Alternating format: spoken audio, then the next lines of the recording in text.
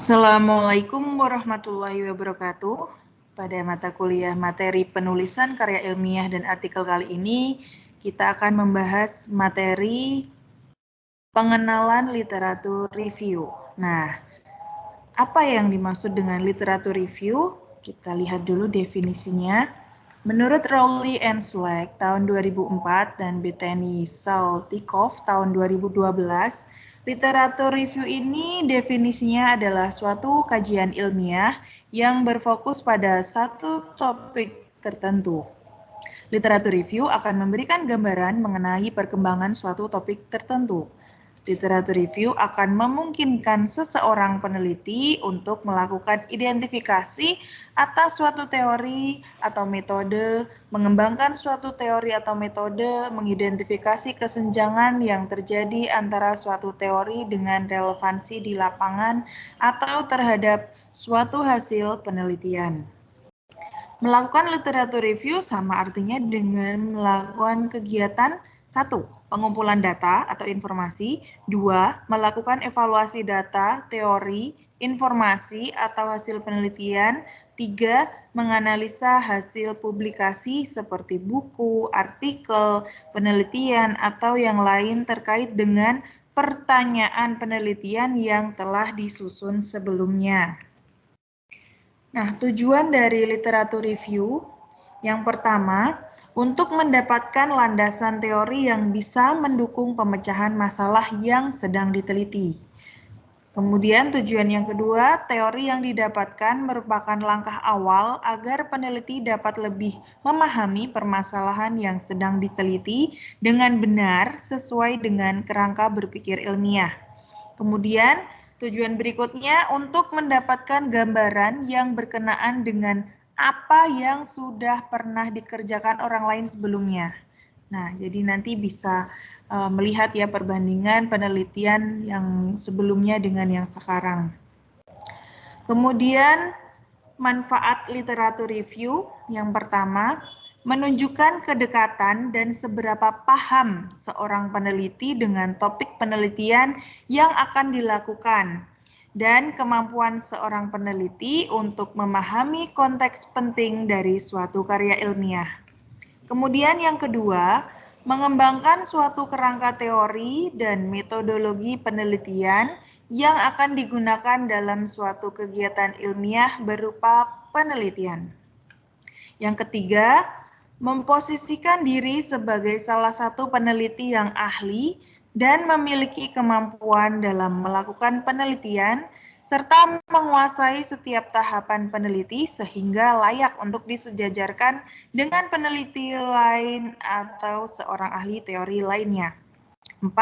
Menunjukkan kepada publik mengenai kemanfaatan dari penelitian yang dilakukan serta menunjukkan kepada publik bagaimana penelitian yang akan dilakukan dapat mengatasi suatu kesenjangan atau memberikan kontribusi solusi atas suatu permasalahan. Yang kelima, mengetahui hasil penelitian yang berhubungan dan yang sudah pernah dilakukan. Nah, relate research ya. Kemudian yang keenam, mengetahui perkembangan ilmu pada bidang yang kita pilih. State the art-nya apa? Nah, perkembangan ilmu yang ada pada bidang yang kita pilih itu apa? Kemudian yang ketujuh, memperjelas masalah penelitian. Kemudian tahapan penyusunan literatur review yang pertama, menemukan literatur yang relevan. Nah, yang pertama teman-teman nanti menemukan literatur yang relevan dengan topik yang sudah dipilih ya. Kemudian yang kedua, melakukan evaluasi sumber literatur review. Yang ketiga, melakukan identifikasi tema dan kesenjangan antara teori dengan kondisi di lapangan yang ada. Yang keempat, membuat struktur garis besar. Yang kelima, menyusun ulasan literatur review. Kita akan bahas satu persatu.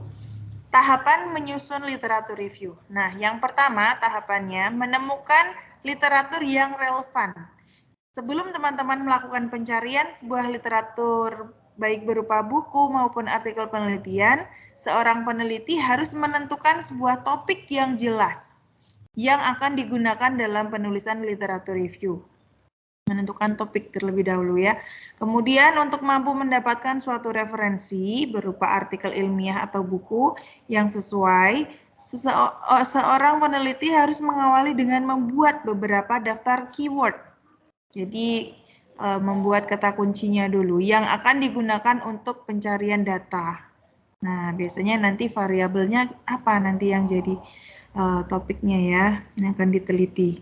Kemudian sumber yang dapat diakses untuk mendapatkan materi yang relevan dengan topik penelitian diantaranya adalah katalog perpustakaan, Google Scholar, EBSCO, Web of Science, Scopus, Indonesian OneSearch, dan lain sebagainya. Kemudian artikel yang memiliki kualitas baik ditandai dengan jumlah kutipan yang dimiliki oleh artikel tersebut. Nah, semakin banyak kutipannya berarti semakin baik ya, dijadikan referensi banyak orang. Semakin banyak kutipan yang dimiliki, nah semakin layak untuk peneliti gunakan sebagai salah satu sumber referensi dalam penyusunan literatur review. Kemudian tahapan yang kedua, yakni melakukan evaluasi sumber literatur review. Peneliti harus memastikan bahwa sumber referensi yang digunakan memiliki kredibilitas yang tinggi dan pastikan peneliti telah membaca mengenai teori utama yang akan digunakan dalam penyusunan literatur review serta membaca setiap studi penting yang berkaitan dengan topik yang akan diangkat dalam literatur review. Satu hal yang tidak kalah pentingnya, setelah peneliti melakukan evaluasi terhadap referensi yang didapatkan, peneliti harus mulai mencatat setiap referensi yang akan digunakan dalam penyusunan literatur review. Catatan ini dapat berupa konsep yang ditemukan dalam referensi atau melakukan parafrase pada setiap referensi yang akan digunakan nantinya. Hal ini menjadi suatu keharusan bagi seorang peneliti untuk menghindarkan peneliti dari resiko terjadinya plagiarisme. Nah, catatan yang disusun peneliti akan memudahkan peneliti dalam memasukkan setiap bagian kutipan ke dalam penyusunan literatur review.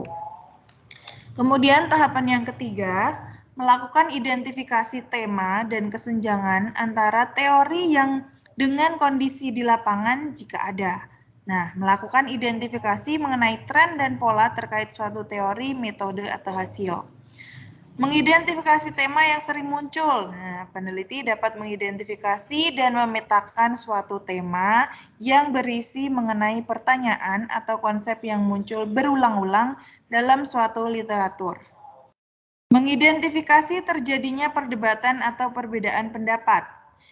Konflik yang terjadi pada suatu teori atau metode serta menganalisa kontradiksi di mana suatu teori, metode, atau hasil tidak saling tidak sesuai ya. Kemudian mengidentifikasi publikasi penting, mengidentifikasi kesenjangan yang ada. Peneliti dapat mencoba untuk melakukan eksplorasi mengenai suatu tema atau topik yang hilang dari suatu literatur. Kemudian tahapan yang keempat, membuat struktur garis besar. Nah, setelah 3 tahapan tadi, kemudian membuat struktur garis besar. Beberapa metode yang dapat digunakan untuk membuat struktur garis besar dari sebuah literatur review, yakni yang pertama, kronologis, metode secara kronologis, tematik, metodologis, dan teoritis.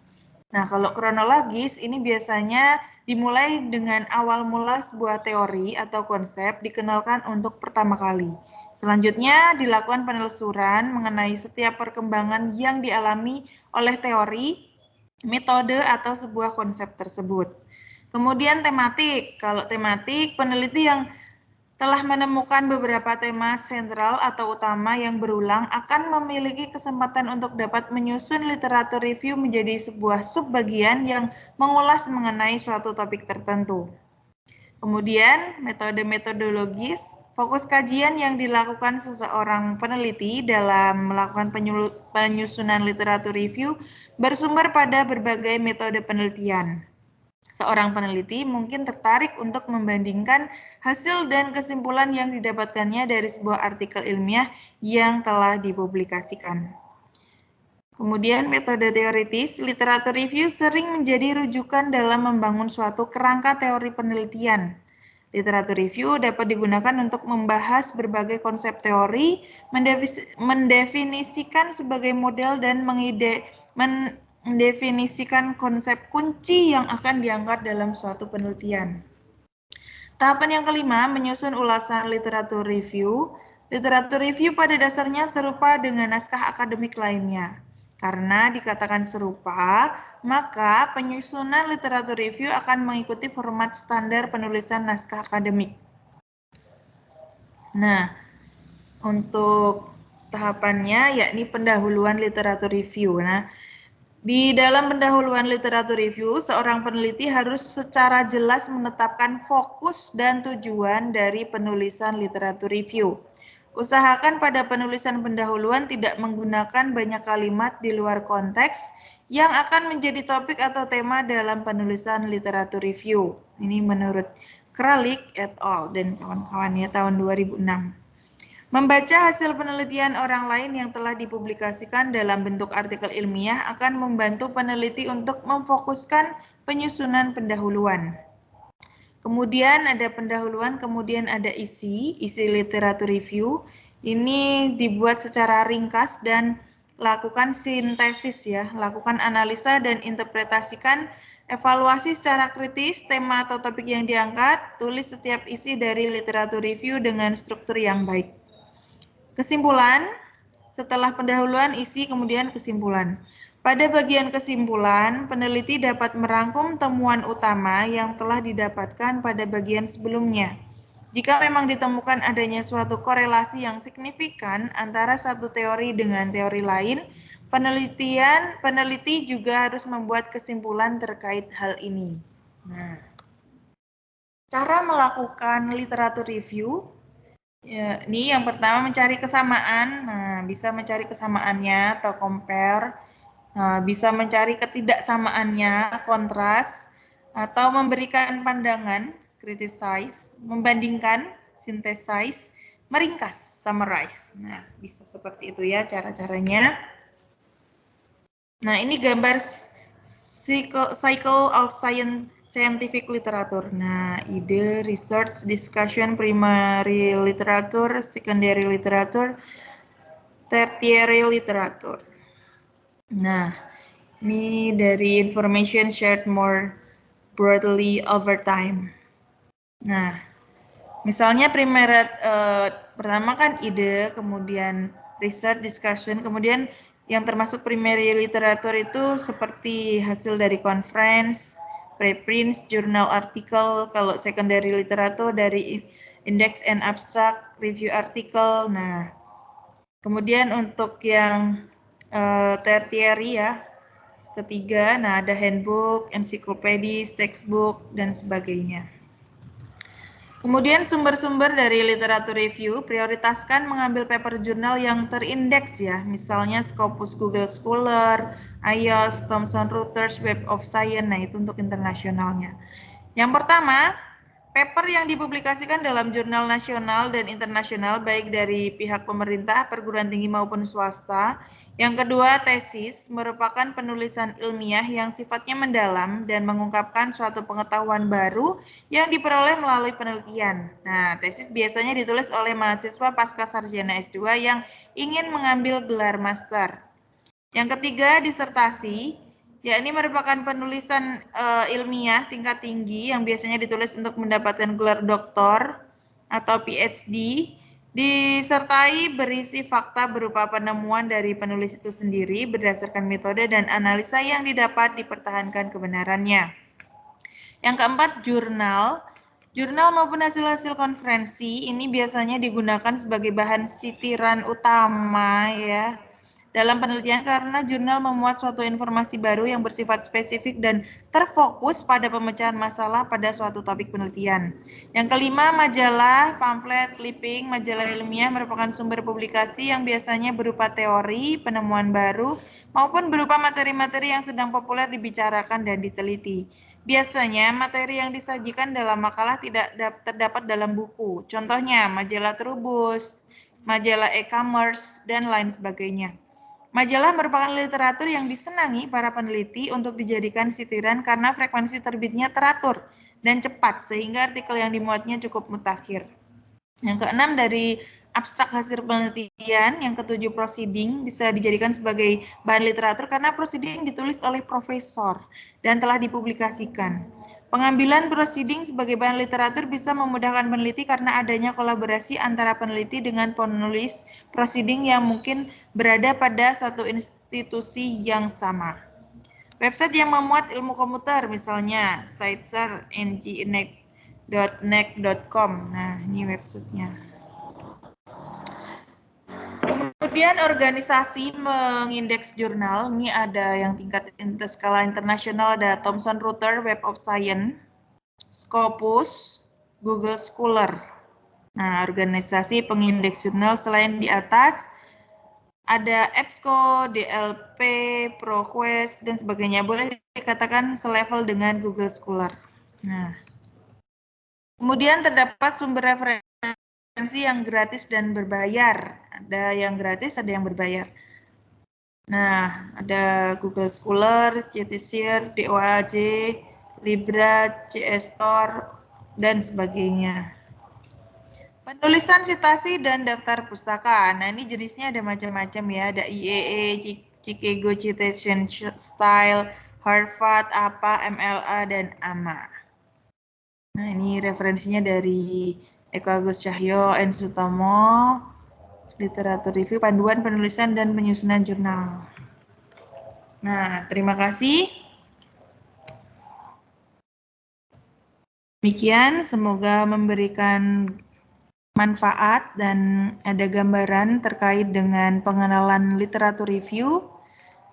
Selamat berlatih mencoba untuk membuat literatur review. Wassalamualaikum warahmatullahi wabarakatuh.